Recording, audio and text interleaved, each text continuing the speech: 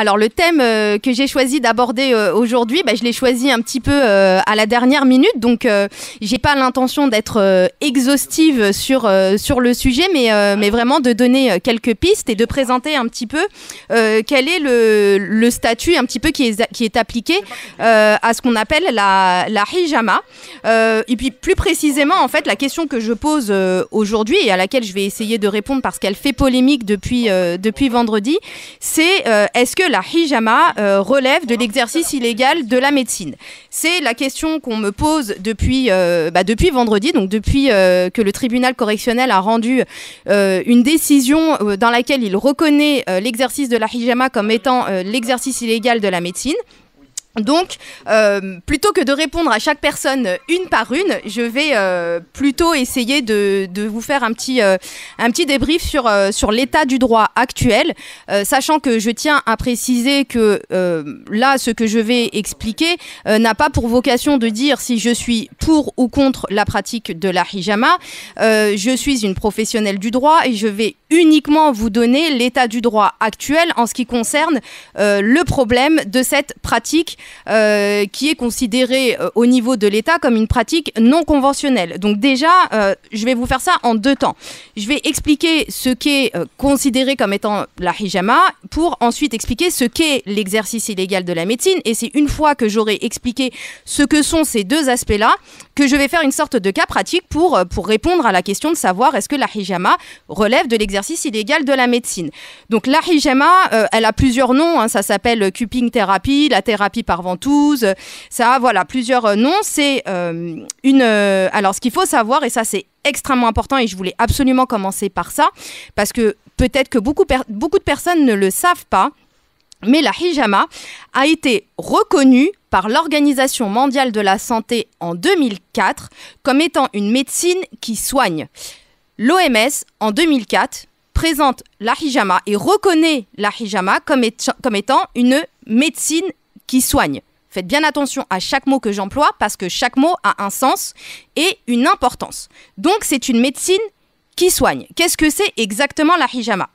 Ça va être une technique, c'est considéré, donc j'ai repris plusieurs définitions qu'on retrouve très facilement sur le net et que donc tout professionnel de santé peut retrouver, mais aussi tout magistrat, tout procureur, tout président d'un tribunal correctionnel peut facilement trouver. La hijama s'est présentée comme étant une technique de soins naturelle en appliquant des ventouses sur certaines parties du corps. Et donc, on peut effectuer, en plaçant ces ventouses, en fait, on peut effectuer avant des petites incisions superficielles sur une partie du corps bien précise. Et après avoir effectué ces petites incisions superficielles sur une partie du corps bien précise, on va y placer une ventouse à un endroit bien choisi qui va dépendre, en fait, donc l'endroit choisi où on va placer les ventouses dépend des maux que l'on désire soigner. Donc on comprend quoi ? Donc on comprend que les ventouses sont placées en fonction d'un type, du type de pathologie qu'on souhaite soigner. Un exemple, si vous souffrez de plusieurs maux de tête, il y a des points sur lesquels on va placer les ventouses pour essayer de soulager vos maux de tête. Ou si vous êtes atteinte d'un diabète, c'est la même chose, il y a certains points, certains endroits sur le corps qui sont choisis, sur lesquels on va placer les ventouses. Là encore, moi je ne suis pas professionnelle de la santé, donc je reprends uniquement les définitions que j'ai pu retrouver et ce que je comprends de ce qu'est la hijama. Donc la hijama, ça va être une technique de soin que l'on va utiliser pour soulager certains maux. On choisit les endroits, on place les ventouses avec ou sans incision pour essayer de soulager une personne. Sauf que cette définition, elle signifie que lorsque vous allez pratiquer cette technique, vous allez donc, j'ai envie de dire, poser un diagnostic. C'est-à-dire que vous allez poser à la personne qui vient vous voir la question de savoir où vous avez mal ou qu'est-ce que vous avez, quel est votre problème. Et une fois que vous avez recherché avec elle la raison pour laquelle elle vient vous voir et ce qu'elle souhaite soulager, eh bien vous allez décider de l'endroit sur lequel vous allez poser vos ventouses et donc vous allez adapter votre pratique pour essayer de la soigner ou de prévenir un mal. Donc là, si je dois qualifier juridiquement ce procédé et cette technique qui est appliquée par énormément de personnes qui pratiquent la hijama, on va dire donc que vous posez un diagnostic après avoir rechercher, donc vous avez posé un diagnostic et qu'ensuite, une fois que vous avez posé le diagnostic, vous allez rechercher le traitement qui est adapté par un acte médical qui va être effectué pour prévenir ou soigner une pathologie.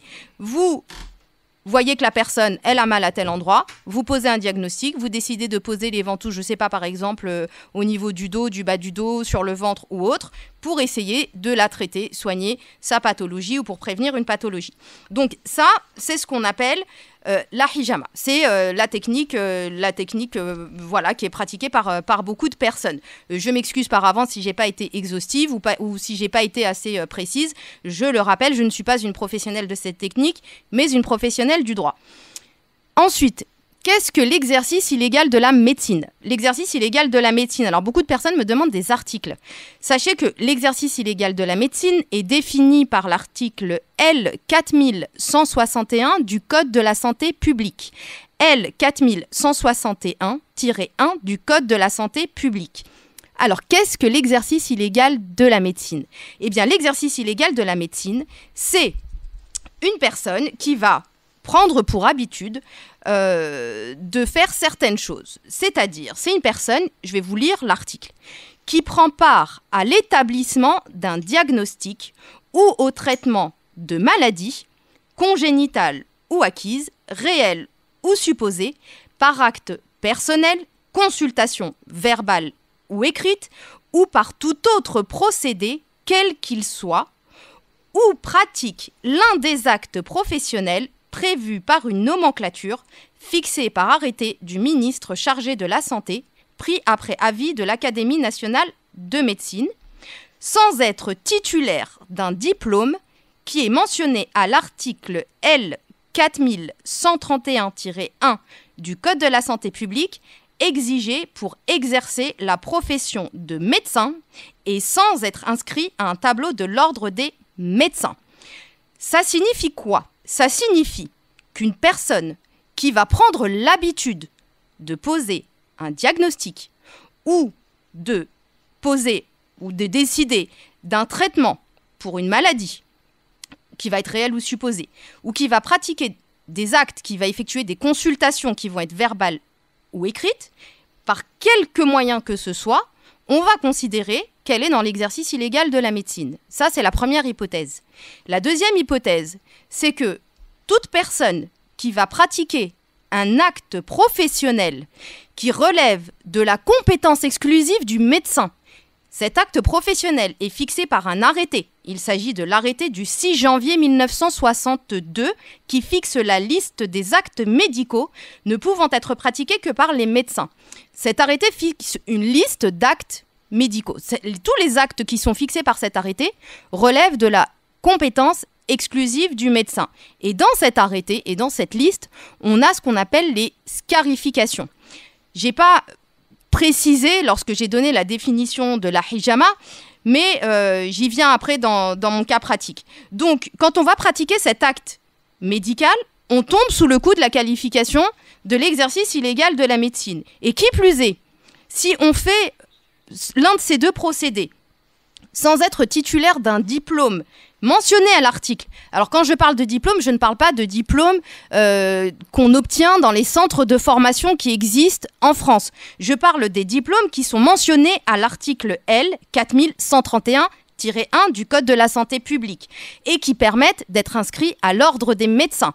Donc lorsqu'on ne remplit pas ces conditions-là, donc toute personne qui va se livrer à cela, on considère qu'elle exerce illégalement la médecine. Et on parle plus précisément du fait de savoir si la hijama est considérée ou tombe sous le coup de la qualification d'exercice illégal de la médecine.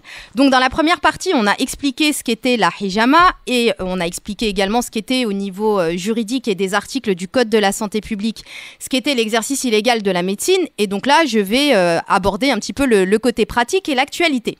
Donc une fois qu'on sait ce qu'est la hijama, à savoir que c'est une médecine qui soigne et qu'on sait que l'exercice l'exercice illégal de la médecine, ce sont des actes qui sont pratiqués par des personnes qui ne sont pas médecins, et bien là, il est assez aisé de comprendre que la hijama peut en effet tomber sous le coup de la qualification d'exercice illégal de la médecine, parce que si on interroge une personne qui vient nous voir dans son cabinet dans le but de déterminer sa pathologie pour ensuite déterminer les endroits du corps où on va poser des ventouses dans le but de la soulager ou de la soigner, on est tout simplement dans le diagnostic avec le choix d'un traitement de la maladie qui va être déterminé pour la soigner, et donc on tombe sous le coup de l'exercice illégal de la médecine, et cela qu'on soit face à une pratique de hijama sèche ou humide. Parce que je n'ai pas précisé la distinction tout à l'heure. La hijama sèche, c'est la hijama qui est pratiquée sans égratignure, sans scarification, c'est-à-dire sans saigner.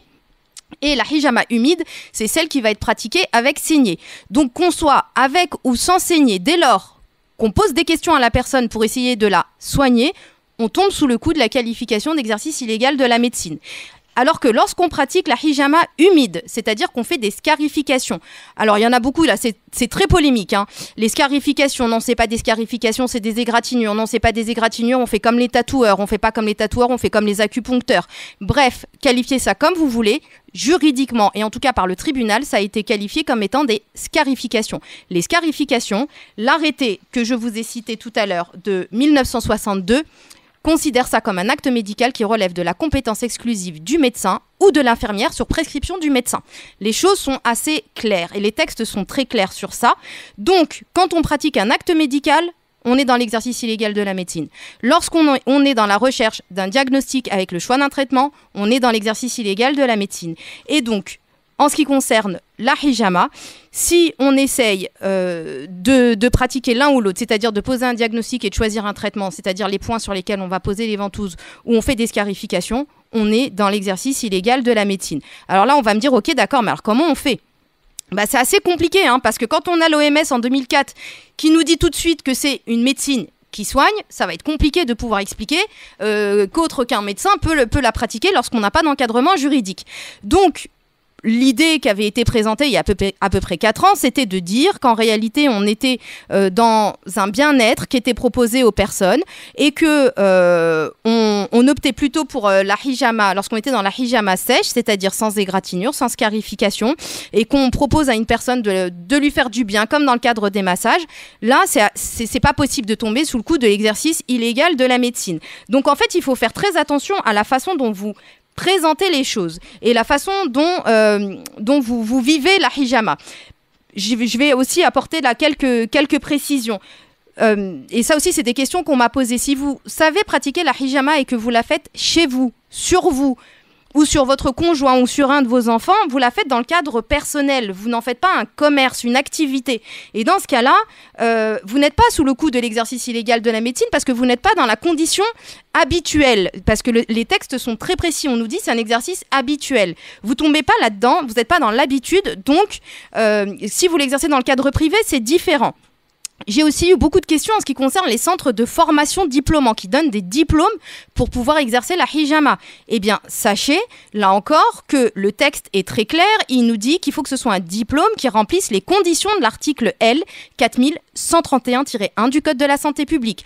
Or, les diplômes qui sont délivrés par les centres de formation aujourd'hui ne relèvent pas de la qualification qui est prévue par cet article-là et ne permettent donc pas d'exercer la hijama sans tomber sous le coup de l'exercice illégal de la médecine dès lors qu'on n'est pas médecin. Parce qu'un médecin qui va suivre la formation, je me permettrai pas de dire qu'il est sous le coup de l'exercice illégal de la médecine ou que sa formation n'a aucune valeur.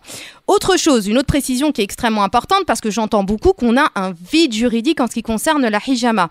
Sachez une chose, c'est que lorsque vous vous retrouvez face à un vide juridique, comme vous dites, en réalité, vous n'êtes pas face à un vide juridique parce qu'on a des textes et que lorsqu'on n'a pas de règles spéciales propres à un statut juridique, dans ce cas-là, on doit se rabattre sur le droit commun. Et qu'en l'occurrence, le droit commun est bien présent dans le Code de la santé publique et c'est les articles que j'ai visés tout à l'heure. Ensuite, j'ai beaucoup entendu qu'en ce moment, il y avait une attaque à l'encontre des musulmans et des pratiques qui étaient qui était propre aux musulmans. Donc sachez que la hijama n'est pas une pratique propre à la communauté musulmane, que c'est une pratique, en tout cas en France, qui est extrêmement connue, notamment en Bretagne, qu'elle est répandue dans énormément de pays dans le monde, et c'est aussi pour ça que l'OMS s'est prononcée sur ça. Donc j'aimerais bien qu'on ne tombe pas sous le coup de la victimisation, même si on est face à une réalité qui est que la hijama est beaucoup pratiquée par la communauté musulmane. Et là où je voulais en venir, c'était parce que là encore, on entend énormément de choses. On nous dit que les personnes elles sont attaquées et poursuivies parce que c'est des charlatans, parce que c'est des escrocs, parce que en réalité ça n'a rien à voir avec la hijama, mais parce qu'ils ne sont pas déclarés, parce que ils détournent de l'argent, ils font du blanchiment ou autre. Là, moi, ce que j'ai envie de vous dire, c'est que le 12 mars 2019, l'Agence régionale de la santé s'est réunie avec le Conseil de l'ordre des médecins, avec un représentant du parquet du tribunal de grande instance de Paris, avec le commissaire divisionnaire chargé des problèmes de santé de la police judiciaire, avec l'adjointe de la commissaire divisionnaire, avec le représentant de la préfecture de police de Paris. Ils se sont réunis, ils ont fait une table ronde en ce qui concerne la pratique de la hijama. Qu'ont-ils décidé à la fin de ce tour de table? Et c'est un compte-rendu que vous pouvez trouver facilement sur Internet et que je posterai sur ma page. Ce compte-rendu nous dit, donc il nous parle de ce qu'est la hijama et les centres. Il s'agit de centres de médecine prophétique et naturelle, hommes, femmes, enfants. Il s'agit d'une médecine où l'on effectue une extraction sanguine, donc il nous explique ce qu'est la hijama, et il parle d'un site qu'ils ont trouvé qui s'appelle Hijama Rokia, qui pratique donc en Île-de-France. On nous dit que voilà, que sur ce site, on parle de praticiens, d'effets immunitaires, d'effets neurologiques, d'effets hormonaux, qui proposent des formations à la hijama à des professionnels de santé, avec des remises de certificats d'aptitude, qu'une grande partie des échanges donc entre les personnes qui se sont réunies en sont arrivées à la conclusion qu'il fallait, écoutez bien, il fallait rechercher les moyens pour être efficace afin d'interdire ce type de pratique souvent mise en place dans des appartements, dans des quartiers difficiles d'accès pour les forces de l'ordre, au sein de groupes très communautaires et proches des milieux islamistes. Voilà comment eux, ils considèrent. Ils ont considéré la hijama au regard de ce qui est posté sur Internet. Ils n'inventent pas. Vous tapez hijama sur Internet et vous verrez tout ce qu'on trouve. Donc, ils en arrivent à une conclusion qui est: le principe serait de mettre en évidence la pratique illégale de la médecine et de procéder à l'inspection.